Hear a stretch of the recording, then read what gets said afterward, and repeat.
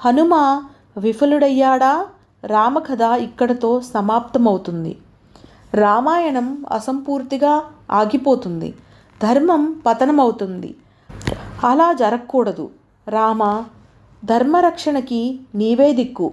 ధర్మం నిలబెట్టడానికి హనుమకి సరైన మార్గాన్ని చూపించు. శ్రీరామరక్ష సర్వజగద్రక్ష. రామ్ శ్రీరామ్, రామ శ్రీరామ అంటూ ప్రార్థించసాగారు. ఆయా ప్రశంసలు, పొగడ్తలేవి ఆ రామదూతకి వినిపించడం లేదు.